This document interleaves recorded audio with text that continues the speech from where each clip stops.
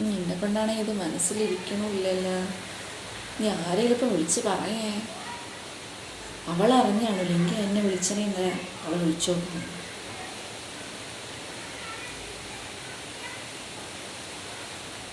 Hello D, നീ അറിഞ്ഞായിരുന്നടി ആ വളവിലിരിക്കുന്ന വീട്ടിൽ ആ കൊച്ച് ആരെയും കൂടെ ഇറങ്ങിപ്പോയെന്നടി? ഓടി ആ കൊച്ച്. ഒരു മിണ്ടാപൂച്ച കണക്കിരുന്ന കൊച്ച് തന്നെ. ഞാൻ ഇന്നലെ ചന്തയിൽ പോയപ്പോഴാണ് അറിഞ്ഞതൊക്കെ. എനിക്ക് അപ്പോഴേ തോന്നി നീ അറിഞ്ഞു കാണൂലെന്ന്. ഇല്ലെങ്കിൽ എന്തെങ്കിലും നീ പറയുമായിരുന്നല്ല. ഞാൻ ഇന്നലെ വിളിക്കണം വിചാരിച്ചാണടി, പക്ഷേ എന്തോ കാര്യത്തിന് അങ്ങ് വിട്ടുപോയി.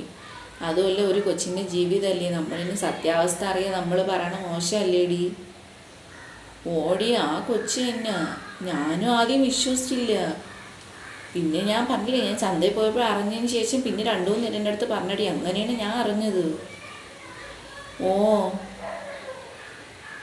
ഓ ശരിയടി, നീ അവളേലും കൂടെ ഒന്ന് പറഞ്ഞിരുന്നാൽ മതി. ഓ ശരി എന്നാ. ഹലോ തന്നെ ഡി, ഞാൻ അറിഞ്ഞില്ലായിരുന്നടി.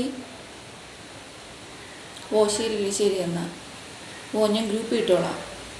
ശരി എന്നാ. അതെന്താ ആരും ഗ്രൂപ്പിലിടാത്ത? ഹലോ ഗായ്സ്, നിങ്ങൾ അറിഞ്ഞായിരുന്നാ നമ്മളാ വളവിലിരിക്കുന്ന വീട്ടിലെ കൊച്ചേ ഏതൊരു ചെറുക്കൻ്റെ അവിടെ ഇറങ്ങിപ്പോയെന്നു?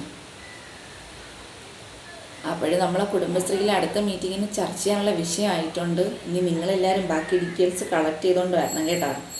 അപ്പം നമുക്ക് അന്നത്തെ ചർച്ച പൊടിക്കാം. Okay, by. പിന്നെ കൃത്യം 4:30 തന്നെ എത്തണം, എങ്കിലേ നമുക്ക് ചർച്ച കംപ്ലീറ്റ് ചെയ്യാൻ പറ്റുള്ളൂ. പിന്നെ എല്ലാവരും മാക്സിമം കളക്ട് ചെയ്യുക കേട്ടോ, ഡീറ്റെയിൽസ് എല്ലാം. ഫോട്ടോ ഉണ്ടെങ്കിൽ അതുകൂടി ഒന്ന് ഒപ്പിച്ചുകൊണ്ട് വരിക. ഓക്കെ, ശരി എന്നാൽ. അടുത്ത ആഴ്ച എന്ന് പറയുമ്പോൾ മറ്റന്നാൾ ആകുമ്പോഴേക്കും എല്ലാം അറിയാം. ഞാനിവിടെ കളക്ട് ചെയ്യാൻ കുറച്ച് ഡീറ്റെയിൽസ്.